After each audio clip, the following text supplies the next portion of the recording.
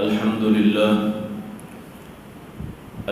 لله وكفى والصلاة والسلام على أشرف الأنبياء اللهم صل على محمد وعلى آل محمد كما تحبه وترضى. قال الله تبارك وتعالى: محمد رسول الله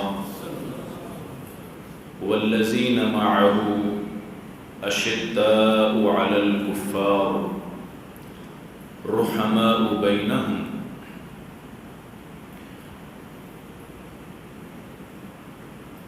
آج مجھے جس موضوع پر آپ سے گفتگو کرنی ہے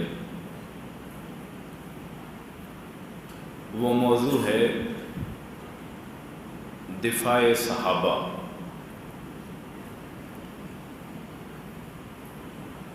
حضرات، صحابہ کرام رضوان اللہ علیہم اجمعین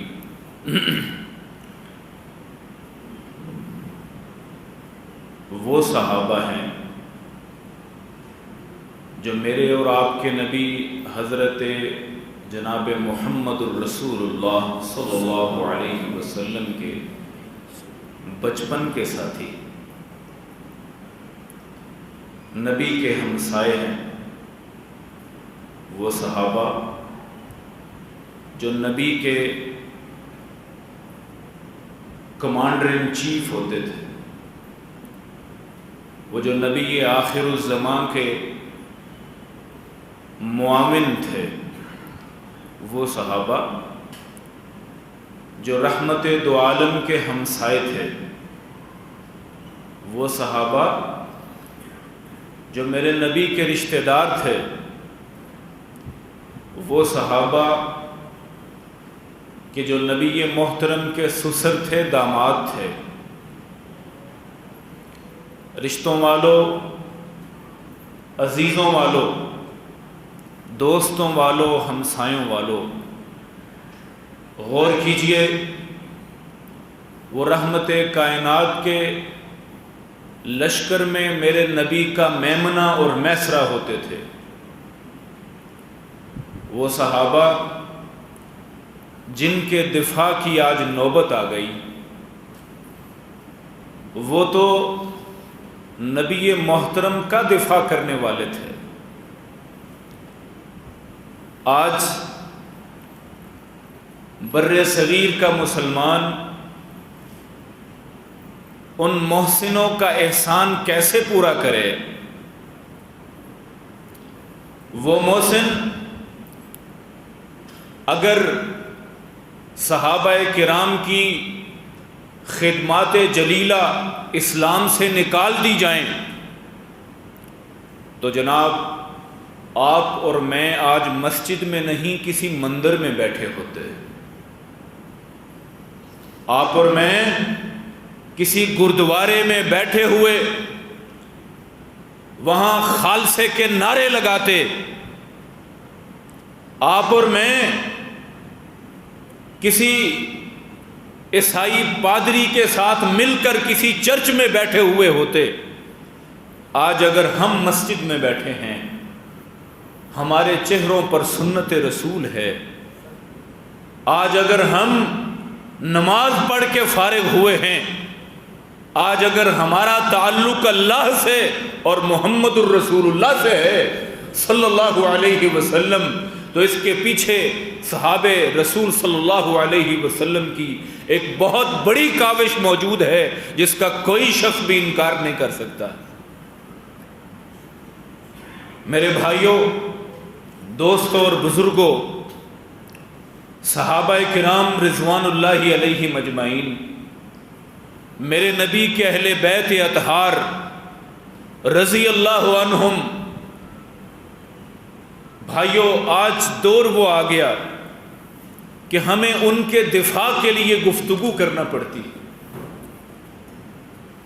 عبداللہ ابن سبا کی ہوئی شرارت کے پیش نظر آج موقع یہ آ گیا ہے کہ جن صحابہ کرام کی عظمت کو، ان کے نبی محترم سے تعلق کو اور ان کے دین سے رشتے کو رب نے قرآن میں ذکر کیا ہے، ان صحابہ کے دفاع کے لیے آج ہمیں منبر پر گفتگو کرنی پڑتی۔ اللہ اکبر۔ صحابہ کرام، ان کے بارے میں قرآن مجید میں اللہ جل شانہ علماء سے آپ سنتے رہتے ہیں۔ ابھی محرم شروع ہونے کو ہے،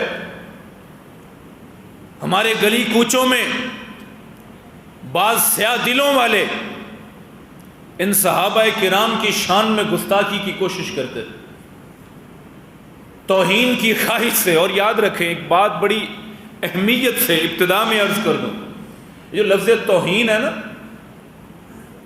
عربی زبان کے جاننے والے جانتے ہیں وہن یہین باب سے لفظ توہین جو ہے اس کا مطلب ہے کسی چیز کو چھوٹا کرنا، کسی شے کو کیا کرنا، ذرا بولیے، کیا کرنا؟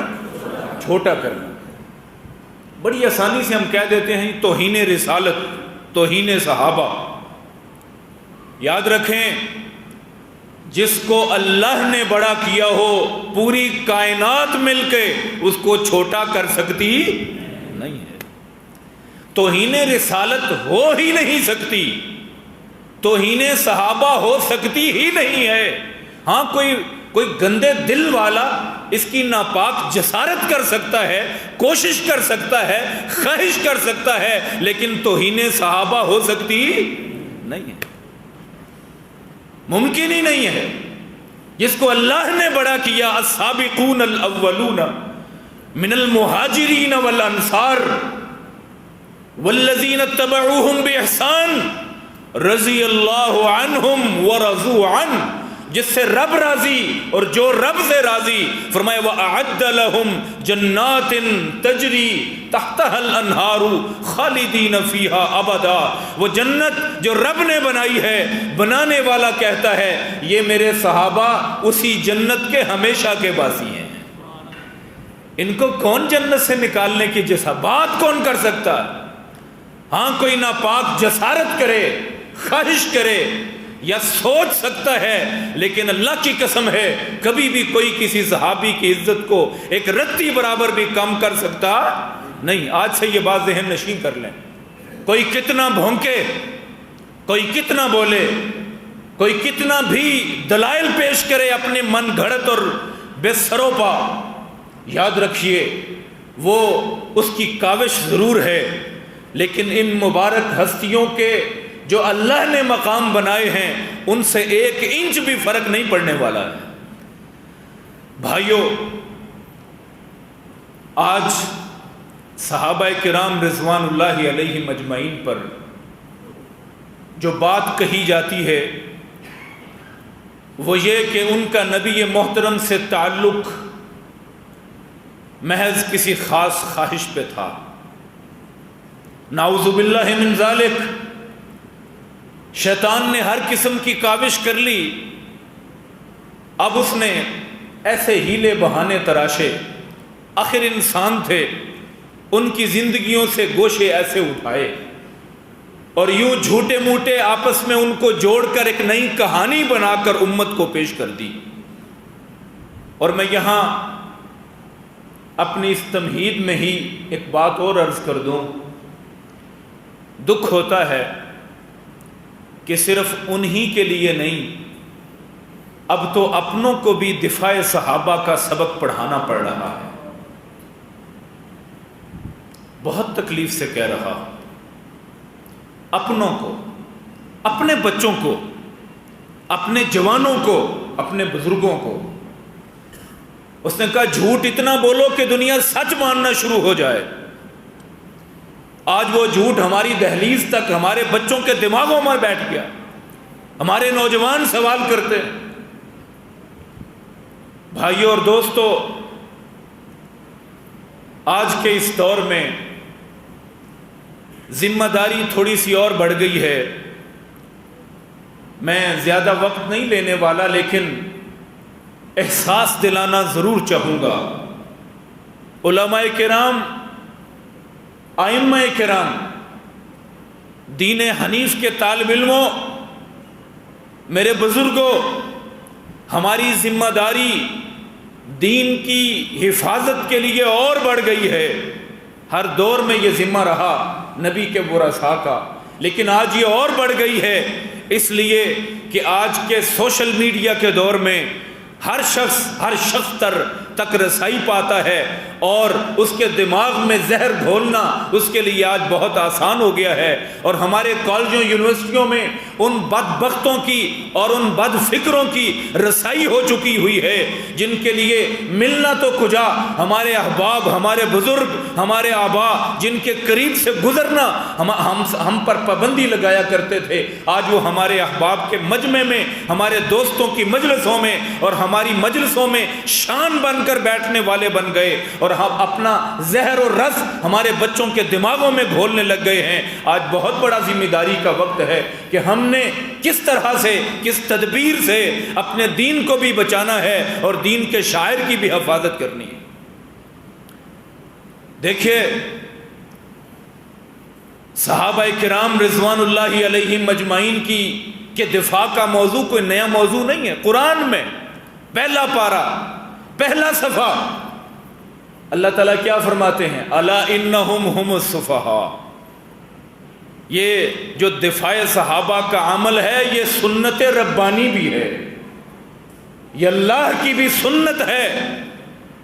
اس نے کہا جی کہ نبی علیہ الصلوۃ والسلام کے سارے صحابہ نعوذ باللہ ثم نعوذ باللہ جی منافق ہو گئے تھے۔ میں وہ جملے یہاں نہیں دہراؤں گا جن سے تکلیف بڑھے، لیکن کم از کم کچھ اطلاعات ضرور دوں گا۔ اس وقت کام بگڑ کتنا گیا، کج سب منافق ہو گئے۔ ایک شخص، آپ کسی یونیورسٹی کی مثال لے لیں، ایک یونیورسٹی سے تقریباً 1.5 لاکھ لوگ ایک سال میں فارغ ہوئے۔ ان 1.5 لاکھ لوگوں میں سارے فیل ہو گئے، صرف 10 12 15 پاس ہوئے۔ اب آپ اس یونیورسٹی کے لیے اس کی حمایت میں جائیں گے یا اس کے خلاف روڈ بلاک کر دیں گے؟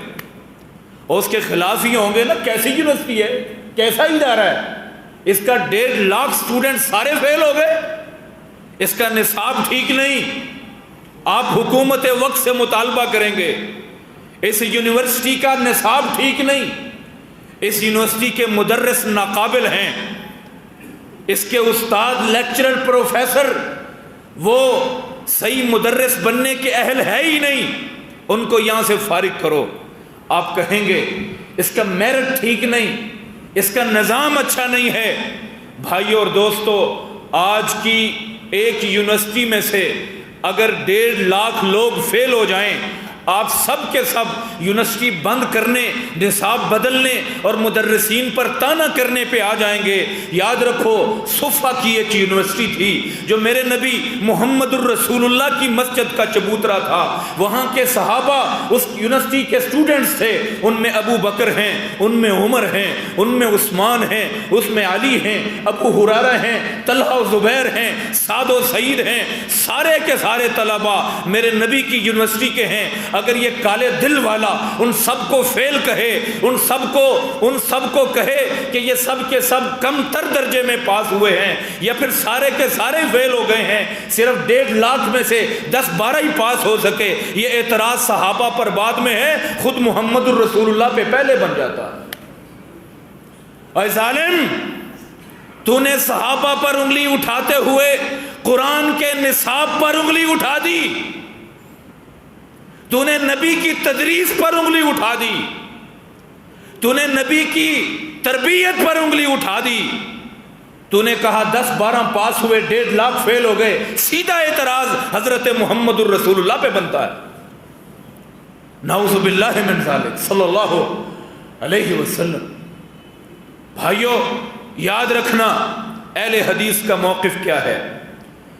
مسلک اہل حدیث ہر معاملے میں بڑا کھرا، بڑا اجلا ہوا مسلک۔ ہمارا مسلک میرے نبی کی اس حدیث مبارکہ کی روشنی میں ہے کہ طوبیٰ لمن رآنی، طوبیٰ لمن رآنی، قیامت تک کالے دلوں پر تیر کا وار میرے نبی کی زبان سے ہوا، طوبیٰ لمن رآنی، او لوگو جس نے حالت ایمان میں محمد الرسول اللہ کو دیکھ لیا، اونچی آواز سے صلی اللہ علیہ وسلم، جس نے حالت ایمان میں حضرت آقا دو عالم کو دیکھ لیا، طوبیٰ میں محمد کریم اس کے لیے جنت کی بشارت دیتا ہوں،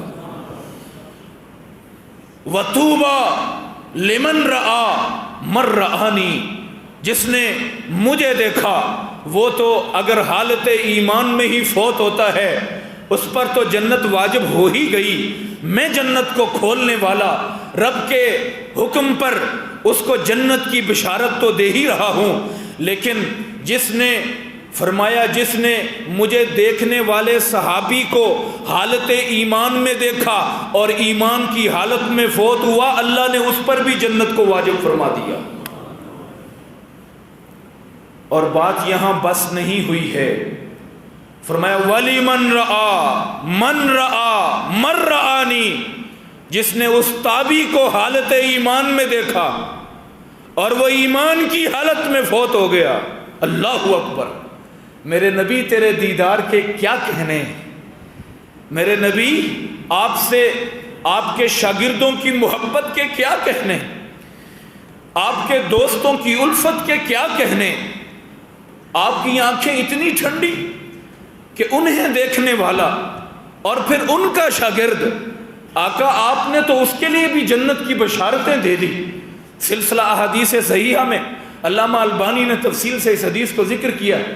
تو بھائی اور دوستو، ابن ابی عاصم کی السنہ میں کی گئی ایک روایت یاد آئی، حضرت آقا علیہ الصلوۃ والسلام کے صحابی حضرت ابو الدرداء رضی اللہ، سب کہیے ذرا رضی اللہ تعالی، یار اونچی آواز سے کہنا رضی اللہ تعالی، رب نے جب بلند آواز سے کہہ دیا اور قرآن میں بار بار کہہ دیا تو آپ کو بھی شرمانا نہیں چاہیے، رضی اللہ تعالی عنہ، اللہ ان سے راضی ہوا۔ حضرت ابو الدرداء کہتے ہیں رآنی رسول اللہ صلی اللہ علیہ وسلم انا امشی بین یدی ابا بکر رضی اللہ تعالی عنہ، میں ایک دن چل رہا تھا، ساتھ سیدنا ابو بکر تھے، میں حضرت ابو بکر سے آگے آگے چل رہا تھا، سیدنا ابو بکر سے آگے آگے چل رہا تھا، آقا علیہ السلام نے مجھے دیکھا، ابن ابی عاصم کی سنہ صحیح سند سے روایت لائے ہیں، کہتے ہیں مجھے نبی علیہ السلام نے فوراً روک دیا، لا تمشی امام من ہوا خیر منک، ابو الدرداء بڑے درجے کے راوی صحابی ہیں، ابو الدرداء اس بندے سے آگے مت چلو جس کو اللہ نے تم سے بلند فرما دیا ہے، اس سے آگے کیوں چلتے؟ اور آگے فرمایا ان ابا بکر، اللہ کے رسول فرماتے ہیں ان ابا بکر خیر من طلعت الشمس وغربت، یہ جو آسمان پر سورج دیکھتے ہو نا ابو درداء، اس سورج نے نبیوں کے بعد ابو بکر سے بہتر آدمی دیکھا ہی نہیں ہے۔ اللہ اکبر، ان صحابہ کے بارے میں چھوٹے چھوٹے منہ اور چھوٹے چھوٹے قد اور کالے چہرے اور کالے لباس، اور بات یہ کہنی کہ ان صحابہ کو نبی علیہ السلام سے نفرت تھی اور صحابہ کرام کو نبی سے نفرت تھی، نعوذ باللہ۔ حضرت عمر ابن عاص رضی اللہ، سب کہیں ذرا رضی اللہ تعالی، صحیح بخاری کی روایت، ایک دن نبی، انسان کا محبوب ہوتا ہے نا تو انسان اپنے محبوب کی پسند کو اپنی پسند بناتا ہے، ای الناس احب الیک یا رسول اللہ، اللہ کے رسول، پوری دنیا میں بہت سے انسان اور بڑے صحابہ ہیں، ان تمام صحابہ میں آپ کس سے محبت کرتے ہیں؟ اللہ کے رسول سب سے زیادہ کسی ایک سے محبت ہے آپ کو؟ نبی علیہ حضرت عمر بن العاص کہتے ہیں رضی اللہ عنہ، نبی علیہ السلام نے فرمایا عائشہ، مجھے میری زوجہ سیدہ عائشہ سے دنیا کے تمام انسانوں میں سب سے زیادہ محبت ہے۔ اللہ اکبر! آج جس عائشہ کی شان میں گستاخی کرنے والا میرے نبی کی محبت پر انگلی اٹھاتے ہوئے شرم نہیں نہ کھاتا، قیامت کے دن معلوم ہو جائے گا۔ نبی فرماتے ہیں مجھے کائنات میں سب سے زیادہ عائشہ سے محبت۔ صحابی کہتے ہیں میں نے فوری کہا اللہ کے رسول من الرجال، عورتوں میں نہیں، میں مردوں میں پوچھ رہا ہوں۔ حضرت آقا علیہ الصلوۃ والسلام فرماتے ہیں ثم ابوہا، عائشہ اس کے بعد اگر مجھے کوئی دنیا میں سب سے زیادہ پسند ہے تو وہ عائشہ کا بابا ابو بکر ہے رضی اللہ تعالی عنہ۔ فوری پوچھا اللہ کے رسول ثم من، ابو بکر رضی اللہ عنہ کے بعد کس سے محبت؟ فرمایا ثم عمر بن الخطاب، ابو بکر کے بعد سب سے زیادہ اس سے محبت ہے جس کو رب نے عمر ابو بکر کا نائب بنایا ہے، خلیفہ بنایا ہے، حضرت سیدنا عمر ابن خطاب کا نام لیا رضی اللہ تعالی۔ میرے دوستوں، میرے بھائیوں اور میرے بزرگوں، آج کے دور میں، آج کے ان ایام میں جبکہ روافض کا یہ فتنہ اور عبداللہ ابن سبا کی لگائی ہوئی آگ وہ آج ہماری دہلیزوں تک پہنچ گئی، اور عبداللہ ابن سبا کے بارے میں ذرا غور سے سمجھیے گا۔ عبداللہ ابن سبا ایک یہودی تھا، زندیق تھا۔ عبداللہ ابن سبا حضرت امام ابن تیمیہ رحمہ، سب کہیے ذرا رحمہ اللہ تعالی، وہ عبداللہ ابن سبا کے بارے میں منہاج السنہ میں بڑی تفصیل سے ذکر کرتے ہیں ان ابن سبا المنافق الزندیق ارادہ حضرت ابن تیمیہ فرماتے ہیں کہ یہ جو عبداللہ ابن سبا تھا یہ منافق انسان تھا، یہ زندیق تھا۔ یہ کیا تھا؟ کیا تھا بھائی؟ زندیق تھا۔ یہ زندیق کیا ہوتا ہے پتہ ہے آپ دوستوں کو؟ زندیق کسے کہتے ہیں؟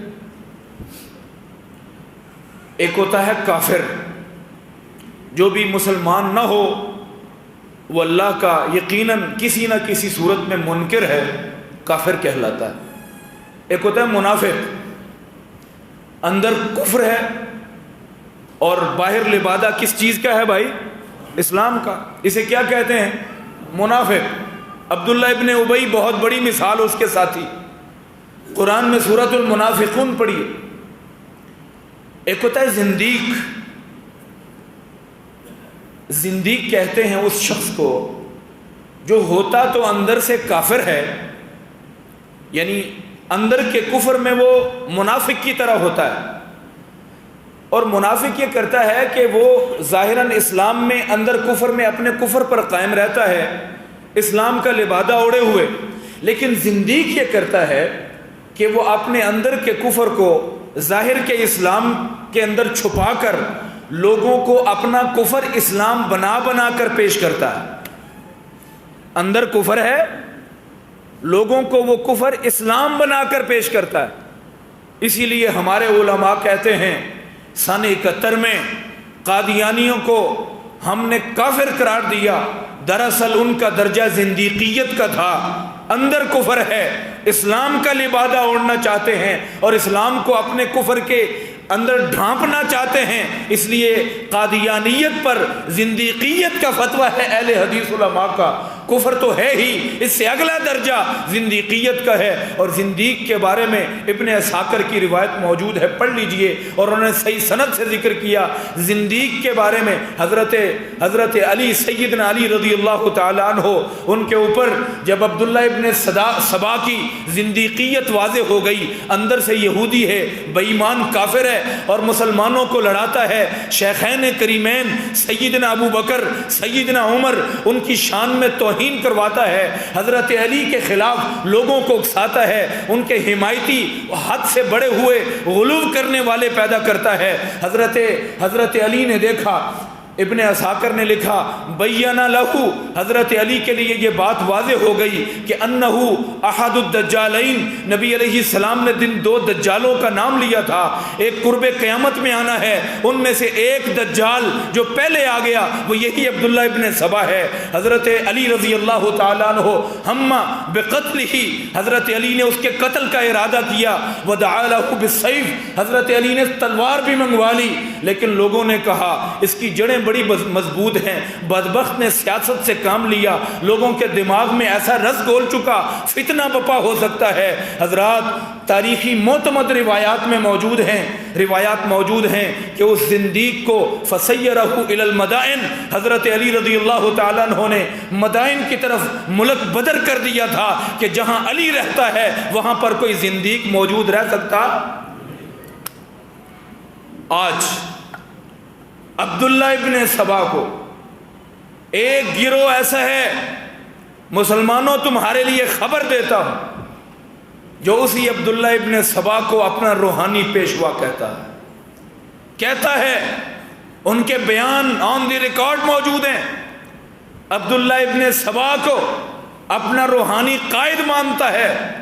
وہ گروہ جس گروہ کو اس وقت سے ہی ابن سبا نے صحابہ کے درمیان چپکلش پیدا کرنے کے لیے اور ان کو لڑوانے کے لیے استعمال کیا تھا، جنگیں کروا دی تھیں، آج بھی اسی گروہ کا وہی قائد اور وہی رہنما ہے۔ جائیے یوٹیوب دیکھ لیجئے، آپ کو بڑے بڑے بیانات مل جائیں۔ میں عرض کرنا چاہوں گا، مسلک اہل حدیث صحابہ کرام رضوان اللہ علیہ مجمعین کے لیے ایک واضح موقف رکھتا ہے۔ سنو لوگو، یہ وہ لوگ تھے جنہوں نے نبی کی خاطر اپنا مال نہیں دیکھا، اپنی جانیں نہیں دیکھی، بلکہ غزوہ بدر میں ایک صحابی کا باپ غالباً سیدنا عبداللہ ابن رواحہ ہیں، ان کا باپ کفار کی طرف سے، بیٹا محمد الرسول اللہ کی طرف سے، اونچی آواز سے ذرا صلی اللہ علیہ وسلم۔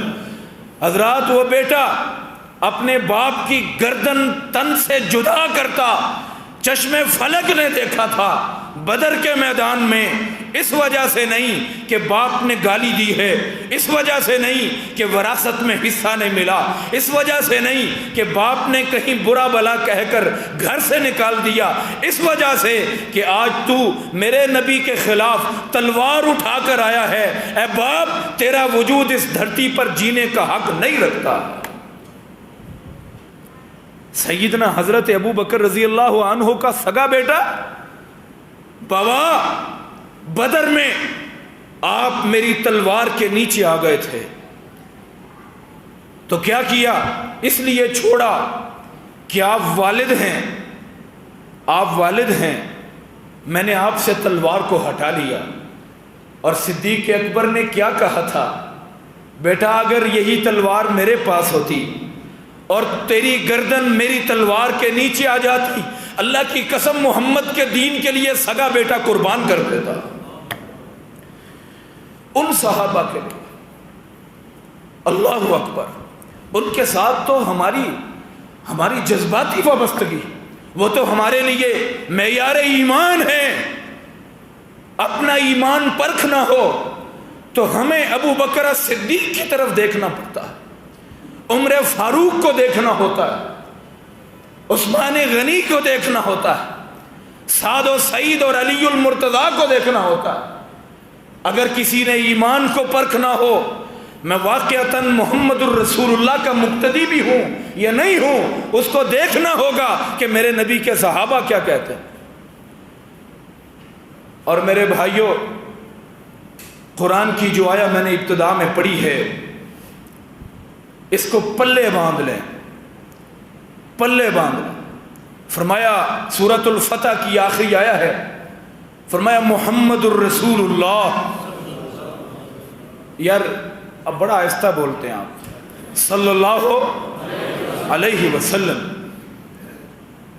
محمد اللہ کے رسول ہیں علیہ الصلاۃ والتسلیم، والذین معہ۔ اب خالق جو حاضر بھی ہے ناظر بھی ہے، وہ ابدی کتاب میں ایک پیغام بھیج رہا ہے ان لوگوں اغیار کے لیے بھی ایک کسوٹی بیان کرنے لگا. اگر تم اپنے ایمان کا جائزہ لینا چاہتے ہو قرآن کو عادل مان لو، قرآن کو عادل مان لو، قرآن کو عادل میزان تسلیم کر لو. بھائیو یہاں رک کر ایک بات عرض کرنی، مختلف لوگوں کے مختلف پیمانے ہوتے ہیں. آپ کسی ہندو سے ملیں گے نا، اس کو قرآن کی 25 آیتیں پڑھ کے سنا دیں، وہ قرآن کو دلیل نہیں مانتا، آپ کی بات کو تسلیم ہے. قرآن کی آیات وہ کیوں مانے؟ میں ایمان ہی نہیں لے کے آیا، مجھے لا کر دینی ہے تو ویدیں لا کے دو، گیتا پڑھو، میں اس میں سے کوئی ورد ہوگی تو اس کو تسلیم کروں گا. اسی طرح کوئی عیسائی ہو جائے، عیسائی کے سامنے آپ قرآن پڑھیں گے نہیں مانے گا، وہ کہے گا جاؤ بائبل لاؤ، انجیل پڑھو، سیدنا عیسیٰ کی بات کہو، چاہے جھوٹ ہے سچ ہے لیکن اس کا ایمان اسی پہ ہے. بھائیو اسی طرح تورات کے بغیر کوئی یہودی دلیل ماننے کو تیار نہیں ہے. اور آج کل کے یہ بھی بات سمجھا جاؤں، آج کل کے لبرلز پاکستان کے وہ بچے وہ بچیاں جو اغیار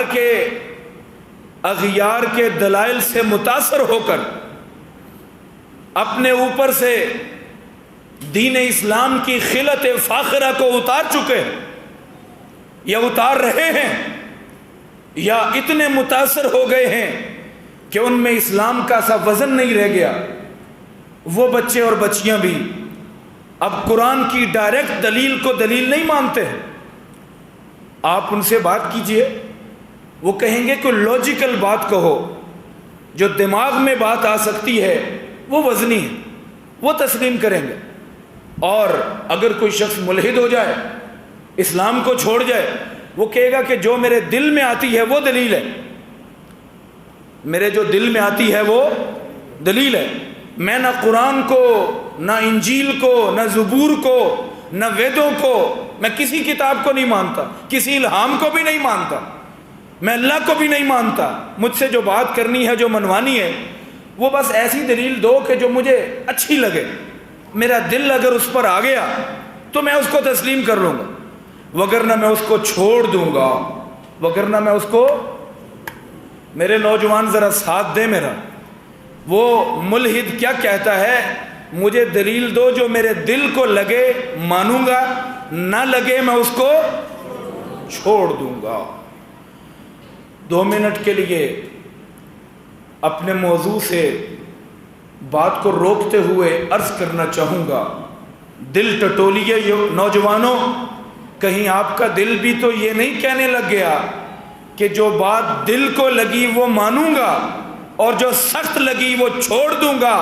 اگر یہ دل کہتا ہے تو مان جاؤ تمہارے اوپر کفر کی یلغار ہو چکی، پتہ بھی نہیں چلا. دل ایسا دل جس میں ایمان بھرا تھا، ایمان سے عاری ہو گیا. سوچو، اسلام کا مطلب تو یہ تھا، اسلام کا تو معنی بھی یہی تھا کہ اپنی گردن کو اپنے اللہ کی ہر رضا پر جھکا دینا، محمد عربی کی محبت میں اور ان کی اطاعت میں اپنی گردن کو تسلیم کر دینا. اسلام تو اس بات کا نام تھا. اگر پسند آنے والی تسلیم ہے اور ناپسند ہونے والی چھوڑ رہے ہو تو مطلب یہ ہے کہ جناب بھی اس راستے پر چل پڑے ہیں جس پر کئی ملحد ہو چکے، کئی اللہ کو ترک کر چکے، کئی محمد الرسول اللہ کو اللہ کا نبی نہیں مانتے ہیں اور قرآن کو اللہ کی کتاب نہیں مانتے. وہ جہنم اور جنت سے منکر ہو گئے، وہ اللہ کو مرنے کے بعد ملنے سے منکر ہو گئے. تم بھی پھر اس راستے پر چلے ہوئے ہو. وگرنہ آج ہی سوچ لیجئے، تلخ ہو یا شیریں ہو، پسند ہو یا ناپسند ہو، جب رب کی بات ہے تو پھر اہل حدیث کا مسلک یہی تھا کہ ہم ہر کو تسلیم کریں گے، من چاہے نہ چاہے. ہم تو اللہ اور اس کے رسول کی ہر بات کو تسلیم کرنے کے پابند ہیں. یہی اسلام ہے اور اس پر کاربند رہ کر بھی ہم مسلمان ہو سکتے ہیں. بھائیو، میں عرض کر رہا تھا دلیل کیا ہوتی ہے. دلیل کیا ہوتی؟ ایک مسلمان جب اس کو قرآن پڑھا جائے اس کے لیے حرف آخر ہوتا ہے، جب اس کو حدیث پیش کر دی جائے وہ نہیں تقاضا کرتا مجھے بائبل بھی دکھاؤ، مجھے انجیل دکھاؤ، تورات دکھاؤ، مجھے ویدیں لا کر دو، یا مجھے عقل میں آنے والی بات کرو۔ وہ کہتا ہے بڑوں کا آرڈر ہے، گردن جھکانا میرا فرض ہے، میں جھکا دیتا۔ بھائیو، اسے کہتے ہیں معیار دلیل کا ہونا۔ ہاں، ایک بہت بھاری جملہ کہنے لگا ہوں، اگر مسجد میں بیٹھے ہوئے دوستو، بہت بھاری جملہ، اگر داڑھی اور ٹوپی اور کھلے لباس کے باوجود آپ کے دل میں قرآن ابھی تک دلیل نہیں بنا، حدیث ابھی تک دلیل نہیں بنی، اپنے ایمان کی خیر کرو، تمہارا ایمان ختم ہو چکا ہے۔ اور اگر آپ قرآن کو اور سنت کو دلیل مانتے ہو، برہان تسلیم کرتے ہو، تو سن لو، پھر اس قرآن نے تو روئے زمین میں انبیاء کے بعد سب سے زیادہ اگر تعریف کی ہے تو وہ اصحاب محمد الرسول اللہ کی۔ اگر قرآن دلیل ہے، اگر قرآن میزان ہے، اگر قرآن نے فیصلہ کرنا ہے، اگر قرآن حرف آخر ہے، اگر سنت حرف آخر ہے، تو پھر صحابہ سے بہتر، اہل بیت سے بہتر تمہیں روئے زمین پر کسی نبی کی امت نظر نہیں آنے والی ہے۔ کیوں؟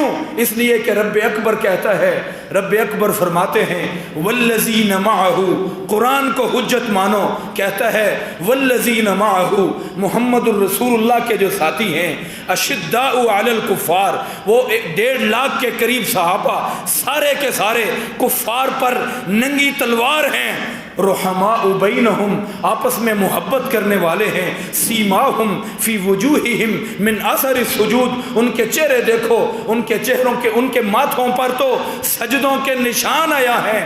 اور آگے فرمایا کزرع اخرج شطأہ فآزرہ، دل سے سنیے گا، آخری باتیں عرض کر رہا ہوں، کہا کزرع اخرج شطأہ فآزرہ فاستغلظ فاستوى علی سوقہ یعجب الزراع۔ مالک ہمارے لیے حرف آخر کہہ گیا۔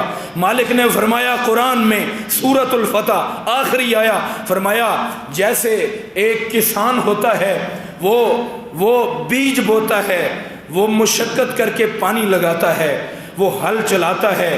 کسان اپنی فصل میں ہل چلاتے چلاتے اپنی اس فصل کی خدمت کرتے کرتے دیکھتا ہے، ایک دن اس کی فصل لہلہانے لگ گئی، اس کی فصل کو گوشے لگ گئے، وہاں اناج اگنا شروع ہو گیا، پھر وہ اسے کاٹتا ہے۔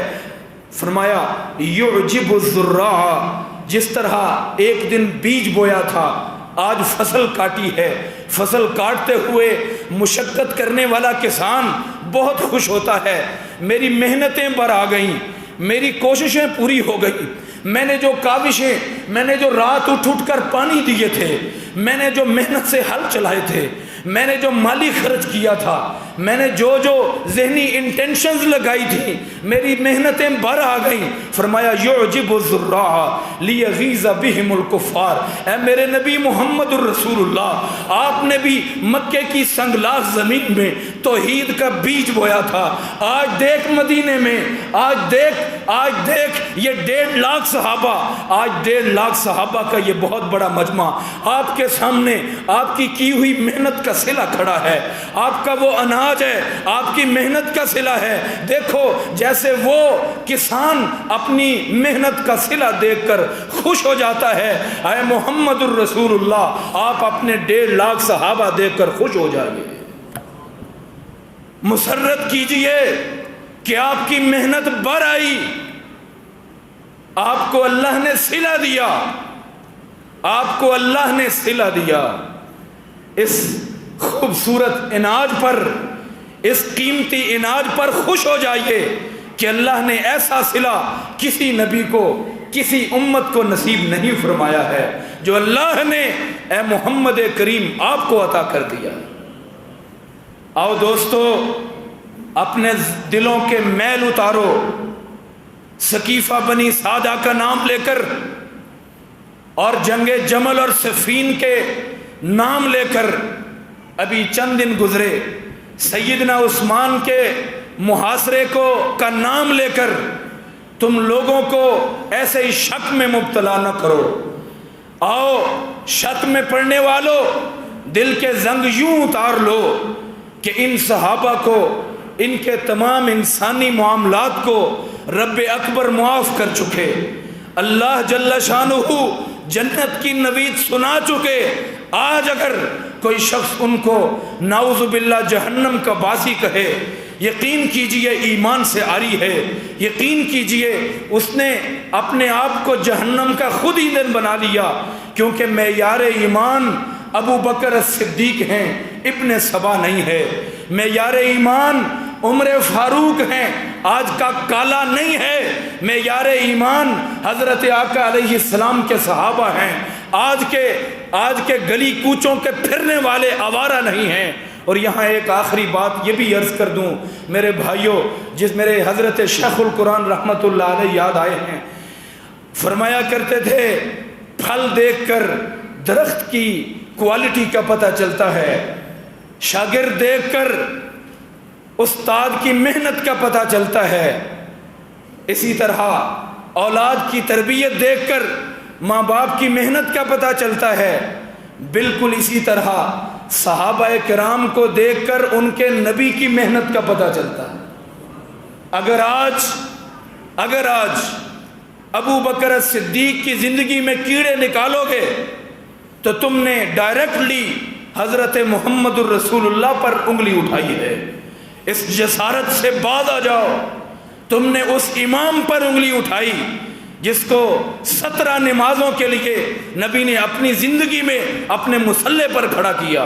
تم نے اس عمر فاروق کے لیے انگلی اٹھائی جس کے لیے نبی نے فرمایا تھا لو کان بعدی نبی لکان عمر، اگر میرے بعد کوئی نبی آنا ہوتا تو وہ یہ عمر ابن خطاب ہوتا، اور جس کے لیے جھولیاں اٹھا کر میرا نبی اللہ سے دعائیں کرتا رہا، اے اللہ عمر ابن خطاب کو اسلام کی دولت نصیب فرما دے۔ اور وہ عثمان، اگر ان میں کیڑے نکالنا چاہو، جس عثمان کو میرے نبی نے 2 بیٹیاں دے دیں، اللہ اکبر، ایک بیٹی دیتے ہوئے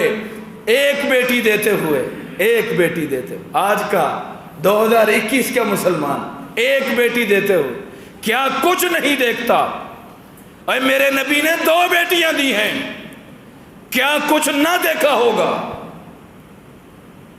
عثمان کی حیا دیکھی، عثمان کی وفا دیکھی، عثمان کا ورع دیکھا، عثمان کو دین کے لیے نرم دل پایا، اور حضرت سیدنا عثمان کو قابل سمجھا کہ یہ رقیہ اور ام کلثوم کا شوہر بن سکتے ہیں، دے دیں۔ آج اگر کسی کو تکلیف ہوتی ہے میرے نبی کے انتخاب پر تو پھر اس کا ہمارے پاس کوئی علاج نہیں۔ بھائیوں، دوستوں اور بزرگوں، میں اختتام پہ کچھ گزارشات کرنا چاہتا ہوں۔ جتنے بچے ہیں ہمارے جن کا تعلق ہم نے صحابہ سے جوڑا، دفاع صحابہ دلائل علماء بیان کرتے رہتے، اور آپ سنیں گے اگلے اس مہینے میں۔ یاد رکھیں، وہ شخصیات ہمیشہ زندہ رہتی ہیں جن کے کردار کو لوگ اپنا لیتے ہیں، جن کے افکار کو لوگ اپنا لیتے ہیں، جن کی سیرت پر لوگ عمل کرتے ہیں۔ اب سوال یہ پیدا ہوتا ہے، علماء تو اپنا کام کرتے ہی ہیں، آپ اپنی ذمہ داری ادا کر رہے ہیں یہ نہیں کر رہے؟ کہیں آپ کے 7-8 سالہ بچے کو پوچھا جائے کہ یہ جو سیدنا ابو بکر ہیں ان کا اصل نام کیا تھا، آپ کا بچہ بتا سکتا ہے؟ دیکھیے ذرا، ان کی مہربانی دیکھیں اور اپنی مہربانی دیکھیں۔ تھوڑی سی تلخ باتیں ہو جانی چاہیے. اپنوں میں بیٹھا ہو ضروری پیغام سمجھتا. کتنے بچے ہیں ہمارے بچے جن کو عشرہ مبشرہ کے بھی نام آتے. سوچیں آپ نے کتنے لوگ ہیں جو اپنے بچوں کے نام صحابہ کی بجائے بالی ووڈ اور ہالی ووڈ کے ایکٹروں کے نام پہ رکھتے ہیں. کیا موجود نہیں ہے اہل حدیثوں میں، اہل سنت میں؟ بھائیوں، اور یہ بھی سیرت کس کی ہے؟ حضرت سیدنا علی المرتضی رضی اللہ تعالی عنہ اپنے بیٹوں کے نام شیخین کے نام پر رکھے. ان کے بیٹوں نے بھی شیخین کے نام پر اپنی اولادوں کے نام رکھے. تو میرے بھائیوں، سب سے پہلی گزارش یہ کرنا چاہتا ہوں، اپنی اولادوں کو صحابہ کی سیرت پڑھائیے. یہ چمن رسالت کے پھول ہیں، اپنی اپنی مرضی اور پسند کی خوشبو والا پھول چنو، اس سے اپنی سیرت کو وابستہ کر دو.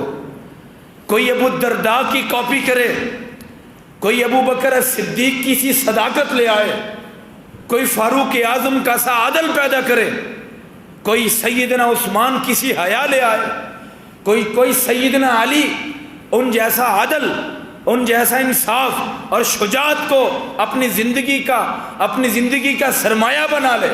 کرنے کے کام تو یہ تھے.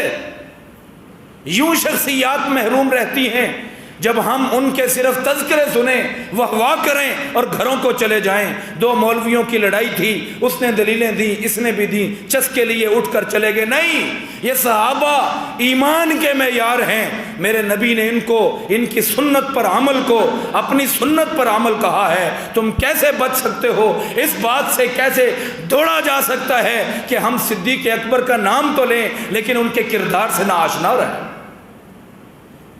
کس قدر بدبختی کی بات. بھائیوں، پہلا کام آج سے اصحاب رسول اللہ صلی اللہ علیہ وسلم کو پڑھنا شروع کیجئے. آپ کو معلوم ہو اللہ کا قرب پانے کے لیے کیا کیا کیا جاتا ہے. آپ کو معلوم ہو کہ ان کی زندگیاں کس قدر حسین زندگیاں، لیکن نبی کی وفا کے لیے کس قدر مشکل زندگیاں تھیں. آپ کو معلوم ہو کہ قرآن و سنت کے دفاع اور احیاء اور حفاظت کے لیے کتنا کام کر گئی سیدہ عائشہ رضی اللہ تعالیٰ عنہا. آپ کو معلوم ہو کہ کیسے محنت کی تھی ابو ہریرہ رضی اللہ تعالیٰ عنہ نے. اور دوسرے نمبر پر میں نے گزارش یہ کرنی ہے کہ اپنی بیٹیوں کو امہات المؤمنین خاص طور پر پڑھائی جائے، نصاب میں شامل کر لیں، قصے سنائیں، واقعات سنائیں، ان کے دل میں شوق پیدا کریں. ایک بات یہاں اختتاماً جو عرض کرنی ہے وہ یہ ہے کہ یہ جو جنریشن ابھی بچے ہیں، یہ جب جوان ہوں گے اس وقت فتنہ صحابہ کرام پر تبرہ کا فتنہ بہت زیادہ پھیل چکا ہونا ہے، اللہ محفوظ رکھے. لیکن حالات یہی نظر آتے ہیں، ان بچوں نے اگر سب سے پہلے صحابہ کرام کے خلاف باتیں سنی، ان کے دل میں محبت کا عنصر نہیں پیدا ہوا. یہ جو بزرگ بیٹھے ہیں انہوں نے شیخ القرآن سے، حضرت علامہ شہید سے اور علماء کبار علماء سے صحابہ کرام کی شان اور محبت سنی، ان کے کارنامے سنے ہیں. لیکن اگلی نسل یہ نہیں سن رہی. اگر نہیں سن رہی تو جناب باپ صاحب، بزرگوں، دادا جان، نانا جان اور بڑے بھائیوں، یاد رکھو آپ بھی اللہ کے ہاں مجرم بننے والے ہو، کیونکہ اس فتنے کے زیر اثر جتنے بچے آنے والے ہیں وہ آپ کی اس نالائکی اور آپ کی اس خاموشی کی وجہ سے آنے والے. آئیے صحابہ کرام جو کہ چمن رسالت کے پھول ہیں، ایک ایک چن کر اپنی زندگی کو اس سے آراستہ کیجئے. خوشبودار اور معطر زندگی ہے جو صحابہ کی سیرت کو اپنا کر میرے نبی کے شاگردوں، میرے نبی کے محسنوں، میرے نبی کے ہمسایوں، میرے نبی کے ساتھیوں، میرے نبی کے میمنہ اور میسرہ، میرے نبی کے جان وارنے والے، مال قربان کرنے والے ان صحابہ سے وابستہ ہو جائے. یقیناً محبت رسالت ہو یا محبت اہل بیت ہو، یقین کیجئے اسی سے وابستہ ہے. ان کی محبت ہو جنہوں نے نبی علیہ السلام سے بھی محبت کا حق ادا کیا اور جنہوں نے حضرت آقا کے خاندان سے بھی محبت کا حق ادا کیا تھا۔ آخر میں ایک واقعہ سناتا ہوں، حضرت سیدنا عمر رضی اللہ تعالیٰ عنہ ان کی خلافت کے دورانیے میں، بھائیو واقعہ ذرا دل سے سنیے گا۔ خلافت عمر میں حضرت عمر کے بیٹے ہیں، بھی بچے ہیں، عبداللہ ابن عمر رضی اللہ عنہما، اور حضرت سیدنا علی کے صاحبزادے ہیں حسین ابن علی رضی اللہ تعالی عنہما۔ دونوں کھیل رہے تھے، لڑائی ہو گئی، نوک جوک ہو جاتی ہے، بچے ہیں۔ حضرت سیدنا حسین فرمانے لگے، تیرا باپ جو ہے نا عمر، یہ میرے نانا کا غلام ہے، اے غلام زادے ذرا احتیاط سے بات کر مجھ سے، تیرا تو خاندان ہمارا غلام ہے۔ بات دل کو لگی، روتے ہوئے عبداللہ گھر آ گئے، ابا جان حاکم وقت 22 لاکھ مربع میل کا حکمران عمر، جس سے کفر کامتا ہے، ابا جان آر دلائی ہے مجھے حسین نے رضی اللہ تعالیٰ نے کہ تمہارا باپ جو ہے میرے نانا کا غلام۔ بیٹے کا ہاتھ پکڑا، جلدی سے چلے گئے مسجد نبوی، روزے کے قریبی بات ہو رہی، حسین بیٹا تم نے میرے بیٹے کو کیا کہا؟ میں نے یہ کہا کہ تیرا باپ میرے نانا کا غلام ہے۔ عمر رضی اللہ تعالیٰ عنہ چیخ مار کے روئے، فرمانے لگے حسین ایک مرتبہ پھر کہہ دے اور قیامت کے دن گواہی دے دینا اللہ کے دربار میں کہ میں عمر تیرے نانا کا غلام ہوں، میری نجات ہو جائے۔ میری نجات کے لیے یہی کافی ہے کہ میں تیرے نانا کا غلام۔ میرے بھائیوں، ان عمر کو، ان ابو بکر کو، ان عثمان کو، ان علی کو آج بھی چشم فلک سلام کہتا ہے۔ ان کی خدمات جلیلہ پر خراج تحسین پیش کرتے ہیں، جنہوں نے خوبصورت عکس پیش کیا دین اسلام کا اور ہمارے لیے رہنمائی پیش کی ہے۔ اللہ تعالی ہم سب کو صحابہ کا وفادار رکھے۔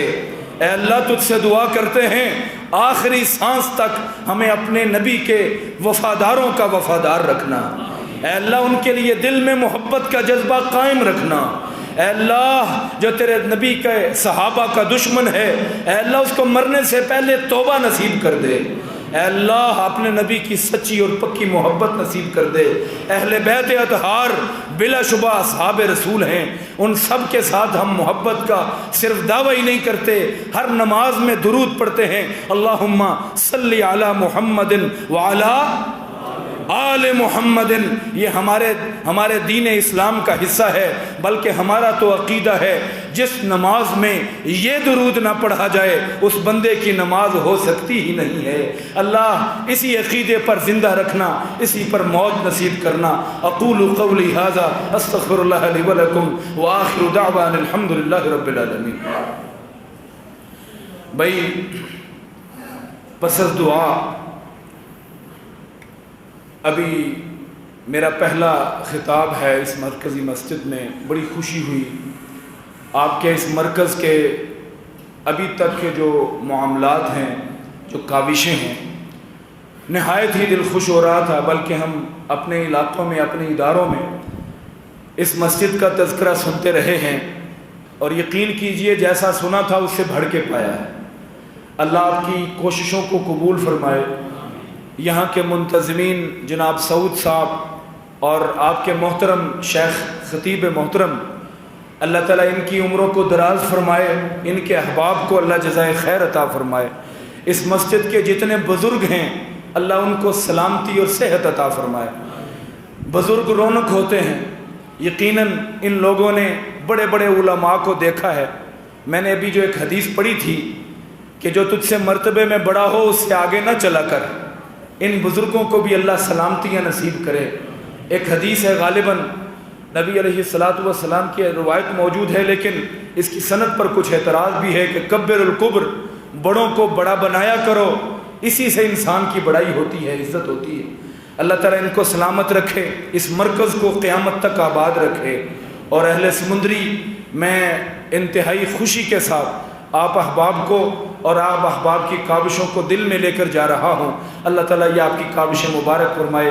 بارک اللہ لنا ولکم، والسلام علیکم ورحمۃ اللہ وبرکاتہ۔